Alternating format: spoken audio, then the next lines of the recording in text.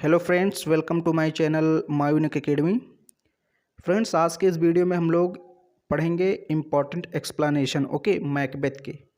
तो मैकबेथ के अभी तक मैंने 4 एक्सप्लेनेशन कराए हैं और ये हमारा 5वां एक्सप्लेनेशन होगा। तो इसको मैं समझाता भी हूँ, कैसे लिखना ये भी बताता हूँ, और मैं लॉन्ग क्वेश्चन भी करा रहा हूँ, उसको भी आप देखते रहिए। Far from the madding crowd, arm stand the man, ये सारे जो आपके उपन्यास और नाटक हैं सारे कराए जा रहे हैं, आप उनको भी देखते रहिए। ओके, तो मैकबेथ मैंने आपको पढ़ाया भी डिटेल में। ओके, लाइन बाय लाइन इसके कुछ मैंने एक्ट, कुछ सीन पढ़ाई हैं, उसको भी पढ़ लीजिए। समरी भी बताई है और क्वेश्चन भी कराए हैं, एक्सप्लेनेशन भी करा रहा हूँ।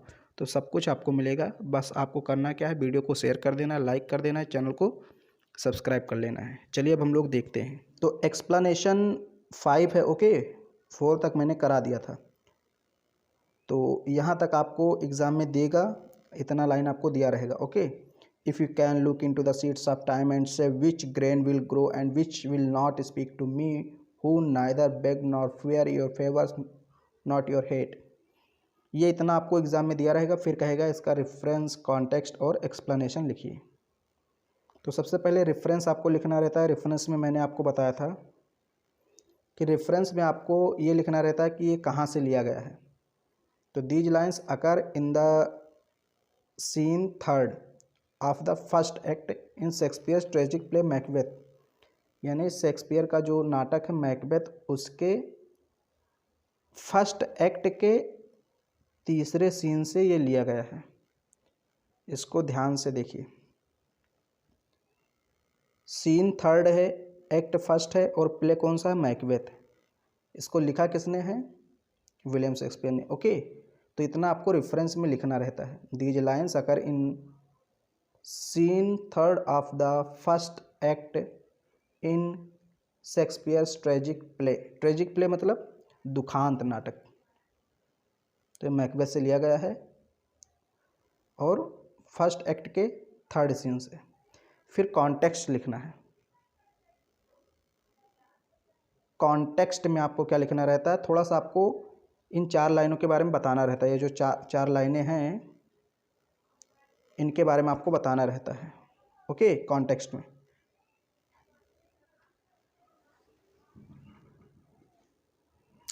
तो कॉन्टेक्स्ट जो है, इसमें लिखना है आपको, Macbeth and Banquo have been interrupted by the 3 witches. The witches make 3 prophecies for Macbeth. Banquo who is with Macbeth also questions to know his future. तो इसका मतलब ये है, देखिए, Macbeth and Banquo have been interrupted by the 3 witches, यानी कि जब Macbeth और बैंको युद्ध जीत करके आ रहे थे, तो वहाँ पर 3 चुड़ैलों द्वारा उनका रास्ता रोक लिया जाता है, मतलब बाधित कर दिया जाता है। इंटरप्टेड का मतलब क्या, बाधा डालना। 3 चुड़ैलें उनके रास्ते में बाधा डालती हैं। The witches make 3 prophecies for Macbeth. Prophecies का मतलब भविष्यवाणी। मैकबेथ के लिए उन चुड़ैलों ने 3 भविष्यवाणियाँ की। 3 भविष्यवाणी की, कौन कौन सा, कि आप थेन ऑफ कैडोर बनेंगे, थेन ऑफ ग्लेमिस बनेंगे और स्कॉटलैंड के किंग बनेंगे। 3 भविष्यवाणी जो मैकबेथ के बारे में चुड़ैलों ने की थी। ओके, तो बैंको को भी इच्छा हुई, उसके मन में भी एक उत्तेजना हुई कि मेरे बारे में कुछ बताओ, कि मैं कब राजा बनूंगा, मेरे साथ क्या होगा भविष्य में। ओके, तो बैंको हु इज़ विद मैकबेथ, बैंको जो कि मैकबेथ के साथ ही था, आल्सो क्वेश्चन, उसने भी प्रश्न किया, टू नो हिज फ्यूचर, अपने भविष्य को जानने के लिए। जब 3 चुड़ैलों ने मैकबेथ के बारे में 3 भविष्यवाणियाँ की, तो बैंको ने भी चुड़ैलों से अपने बारे में पूछा कि मेरे बारे में बताओ कि मेरे साथ क्या होगा। ओके, तो एक कॉन्टेक्स्ट में आपको लिखना है। फिर इतना आपको लिखना है एक्सप्लेनेशन में। ओके, ये देखिए, बस आपका ये पूरा हो जाएगा। थोड़ा सा लिखना है, ज़्यादा नहीं। मैं जितना लिखना चाहिए उतना ही लिखता हूँ। इन दीज लाइन्स बैंको सेज टू द विचेस, ये जो 4 लाइनें ऊपर दी गई हैं, जो एग्ज़ाम में आपसे पूछी जाएंगी, उसमें मैकबेथ क्या कहता है, सॉरी, बैंको क्या कहता है। देखिए, इन दीज लाइन्स, इन लाइनों में बैंको सेज, बैंको कहता है टू द विचेस, चुड़ैलों से, दैट की if they have the power to foretell the future of mankind, कहता है कि अगर तुम्हारे पास आदमी का भविष्य बताने की शक्ति है, and if they know which action of man will be the fruits और be spoiled in the very bud. और तुम अगर ये जानती हो कि आदमी का कौन सा काम लाभदायक होगा और कौन सा हानिकारक, they may speak about his future also, तो तुम मेरे बारे में भी बताओ। ये कौन कहता है? बैंको कहता है चुड़ैलों से कि अगर तुम वास्तव में आदमियों के बारे में भविष्यवाणी करती हो, उनका भविष्य बताती हो और ये बता सकती हो कि आदमी का कौन सा काम करने से उसको लाभ होगा, कौन सा हानि होगा, तो मेरे बारे में भी कुछ बताओ। बैंको फर्दर सेज दैट, बैंको आगे कहता है कि he does not pray for the favours of the witches. वो कहता है कि मैं आपके फेवर में नहीं हूँ, मैं नहीं आपसे ये प्रार्थना नहीं कर रहा हूँ कि आप मेरे अच्छाइयों के बारे में बताइए, but only desires to know his future, बल्कि आप मेरा भविष्य बताइए। ज़रूरी नहीं कि आप अच्छी चीज़ें बताएं, अगर बुरी चीज़ें हैं तो उसको भी बताइए। He does not fear even if the evil ones that is allotted to him by the faith.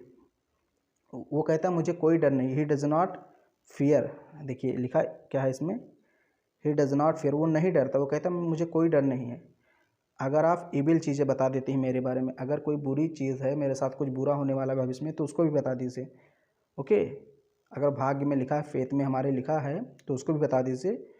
कोई डर नहीं है तुम्हें, जो मेरे भविष्य में जो कुछ बताना है, मेरे भविष्य में जो कुछ भी है उसको आप बता सकते हैं। ओके, तो ये चौथा था, सॉरी पांचवा एक्सप्लेनेशन था। अब हम लोग छठा भी देख लेते हैं, या फिर चलिए मैं इसका एक वीडियो और बना दूंगा। ओके, छोटा सा वीडियो रहेगा तो ठीक रहेगा। तो ये आप स्क्रीनशॉट ले लीजिए। देखिए इतना आपसे पूछेगा, if you look into the seeds of time and say which grain will, इसको मैंने एक्सप्लेन भी किया है, आप लोग इसको लाइन बाय लाइन सही से पढ़ भी सकते हैं, चैनल पर आपको मिल जाएगा।